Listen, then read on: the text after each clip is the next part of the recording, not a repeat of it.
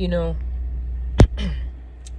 I feel like it's very important that we set goals within our life, and we understand that if we want something to happen, we have to be very specific about what we want to manifest. For example, you can say, yeah, I want to have a car. I'm manifesting a car. And then you end up getting the deadbeat car around the corner. You get what I'm saying? So setting goals and being very specific about your manifestations and what you want. So for example, if you're manifesting a car, understand what car you want, what you want it to look like. You know what I'm saying? I want it to be a red car with blue on the insides. I want it to be a Charger. You know what I'm saying? Get very specific with what you want, because what you would like, your words are very powerful, and what you say is what you get. You know? So simply being like, oh, I want a car, I want a house, and then you end up getting the house that you never really wanted. You just end up getting a house, like a house on foreclosure or something like that. You know what I'm saying? So make sure you guys are being very specific about your manifestations and about what you want, because it happens. You know what I'm saying? So, and like going back to setting goals, I feel like, you know, when you set goals, a time period is only supposed to motivate you. You know what I'm saying? It's different from a manifestation. Now, a goal is something usually that you can completely control. You know what I'm saying? Meaning like it's like, oh, lose 15 pounds by this. You can completely control that. Now, when you set these goals, you want to give yourself more than enough time. And you want to be okay if you end up hitting it a little bit later than your time, because time is just a man-made thing. You know what I'm saying? We could be living one day over and over again, but we wouldn't know because we've added our own concept of time.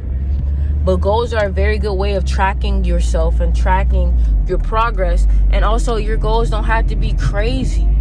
You know, if you're on social media and your goal is by next week get 15 new followers, don't be crazy. Sometimes allow yourself to have small increments like that, because the 15 followers is a good way to do it.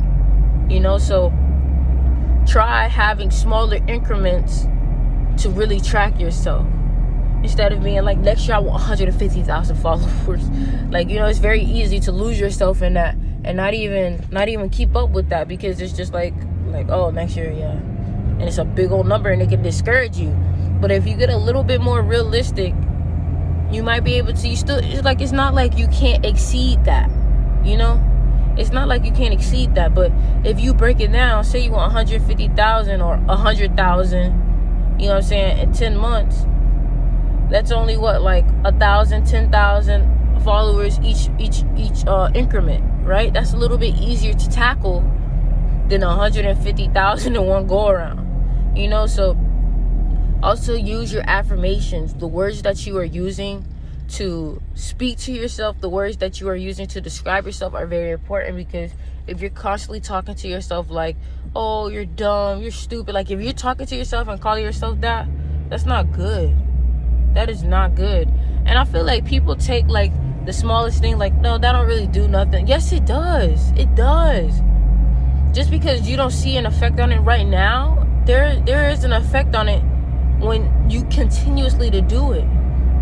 You're continuously putting down yourself. You're not loving yourself when you talk on yourself like that, you know?